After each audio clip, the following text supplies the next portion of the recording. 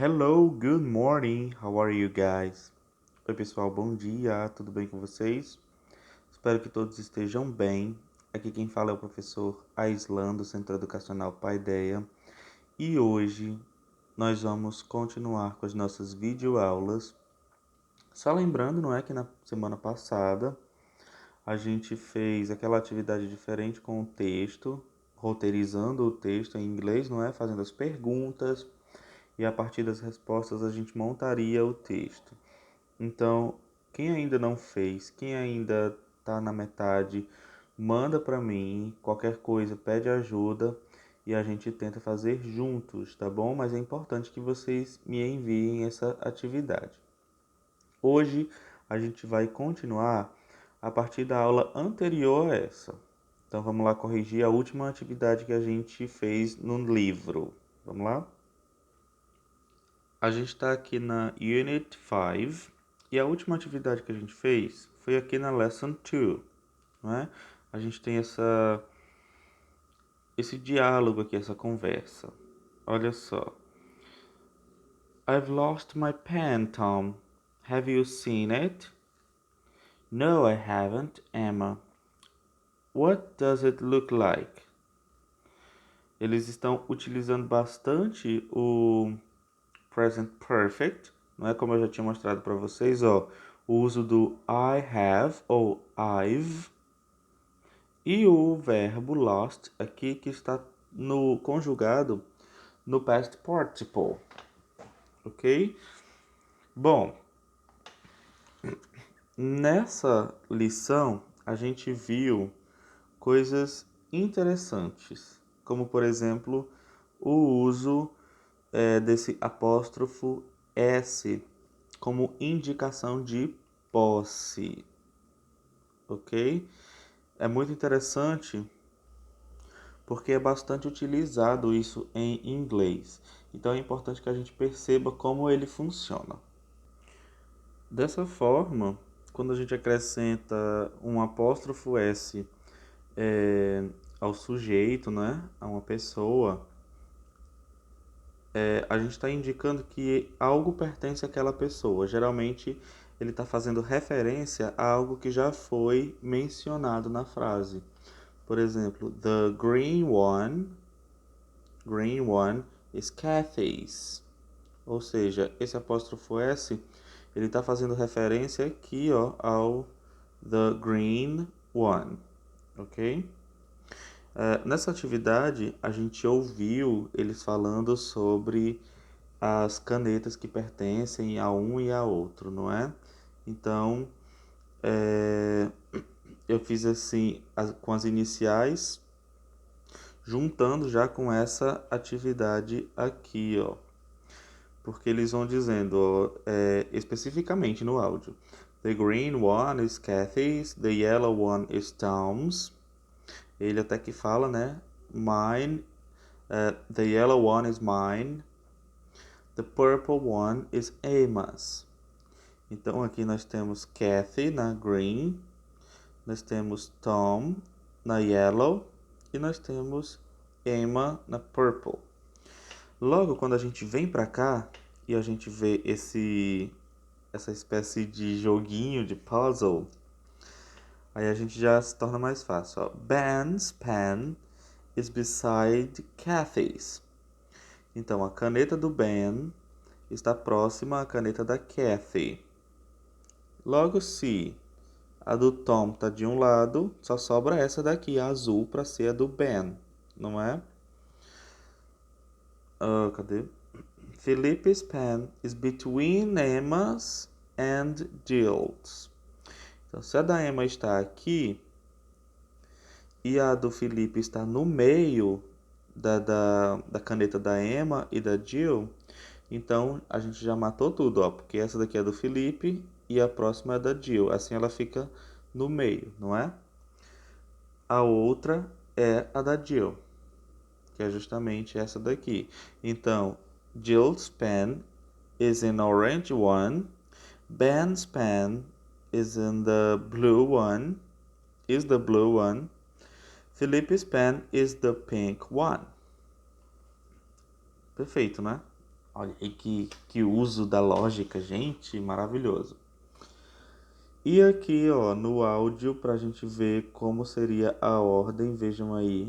4, 5, 3, 2, 1. Ok? A gente também viu o uso do pronome indefinido, one or ones, ok? Justamente utilizado aqui, ó, em substituição. A gente usa para não ficar repetindo o uma palavra várias vezes, não é? Por exemplo, aqui a gente fala de pens, de canetas. Já ele está substituindo pen por one.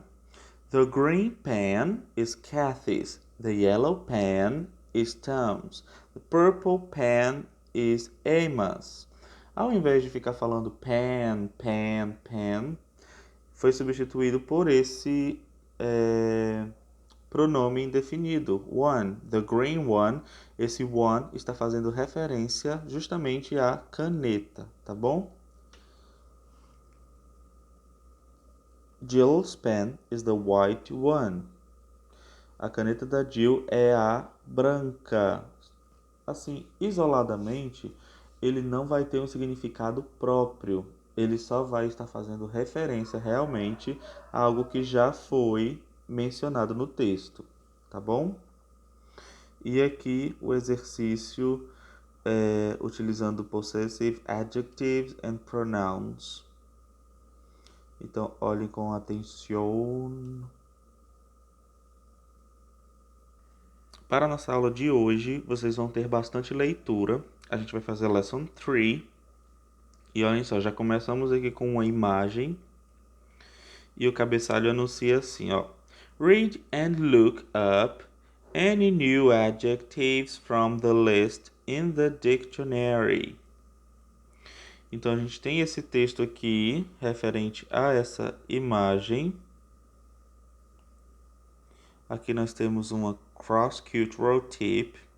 O poeta nacional da Escócia, Robert Burns, disse: "We all find it difficult to see ourselves as other people see us." Todos nós encontramos dificuldades em ver nós mesmos como outra pessoa nos vê. Que profundo! Então, gente, primeiro, a gente vai ler, vocês vão ler esse diálogo aqui e vocês vão, olhar para essa lista de adjetivos, tá bom? Vocês vão identificar aqueles adjetivos que vocês ainda não conhecem e procurar eles num dicionário. O que é que eles significam, tá bom? E aqueles que vocês já conhecem, é bom ainda que a gente treine um pouco mais, aprende e assimila um pouco mais disso, não é? Aqui é interessante que nessa frase que o Robert Burns utilizou, ele fala a palavra ourselves, que significa nós mesmos, né? Ou seja, é um pronome reflexivo.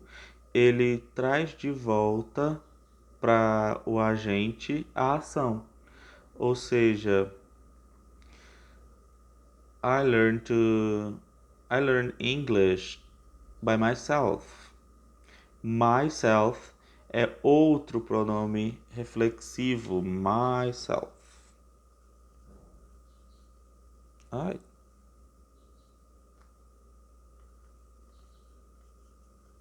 Pronto. É ruim escrever quando você está utilizando a câmera, porque eu tô olhando através da câmera, gente, que coisa. Myself é um pronome reflexivo referente a eu, my, não é? Então, eu aprendi inglês by myself. Eu posso traduzir isso como sozinho ou por mim mesmo, tá bom? É uma coisa interessante porque nos pronomes reflexivos, como o nome já sugere, a ação reflete no agente, na pessoa, né? Aqui a gente tem a utilização desses pronomes, tá bom? Eu vou passar para vocês quais são esses pronomes para vocês identificarem em qual posição vocês vão colocar cada um deles, tá bom? Vamos lá. Olha só, gente, esses são os pronomes reflexivos, tá bom? E cada um deles faz menção a uma pessoa, a um pronome pessoal que a gente pode identificar juntos, ó. Primeiro, todos eles vão receber esse sufixo self, tá bom? Que justamente quando a gente vai num self-service, ou seja, é um sirva-se você mesmo, não é self-service, self-service, self. Logo, esse pronome reflexivo traz esse sufixo como essa ideia mesmo, né? Você é o agente próprio daquilo, tá bom? A ação reflete sobre você. Então, myself é referente a I. Yourself é referente a you. Himself é referente a he. Herself, a she. Itself, a it. Ourselves, a we. Percebam que aqui já muda um pouco, ó, porque a gente está falando de plural, não é? Yourselves a gente utiliza no plural, yourself no singular, tá bom? E themselves, a they. Então, olhem só, sempre que se referirem a cada uma dessas pessoas, a gente vai utilizar um desses pronomes reflexivos aqui, tá bom? Só para a gente ver o exemplo, ó. I would describe, eu descreveria, deixa me ver, myself as. Qual desses adjetivos que eu vou utilizar para mim mesmo? Deixa me ver.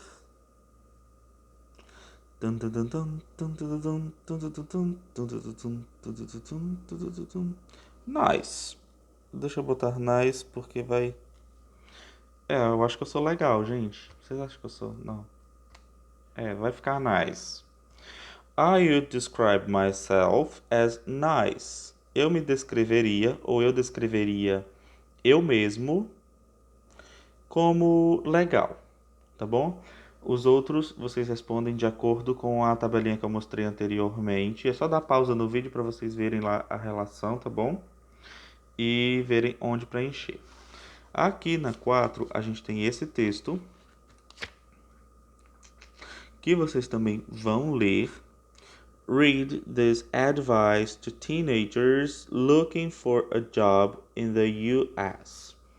Então, é um aconselhamento a adolescentes, teenagers, são adolescentes, que estão procurando por um emprego nos Estados Unidos. É interessante porque lá nos Estados Unidos, eles têm essa cultura, não sei se vocês já viram em filmes, né? Quem assistiu Stranger Things viu que dois personagens estavam trabalhando durante as férias deles, não é? Estavam trabalhando lá vendendo, acho que era sorvete, que eles estavam até com roupinha de marinheiro. Não lembro o nome deles. Mas é comum adolescentes trabalharem nos Estados Unidos. Quando eles estão em aula, eles trabalham menos, apenas 3 horas por dia. Ó, tem até isso escrito aqui. 3 horas por dia, E quando eles estão de férias, aí sim eles podem trabalhar normalmente como qualquer pessoa, durante todo o horário, né? Então, leiam a esse texto, tá bom? Para a gente conseguir responder a essas questões aqui, tá bom? Então vamos lá, ó. What is the genre of this text? Qual é o gênero desse texto? Job advice, job advertisement.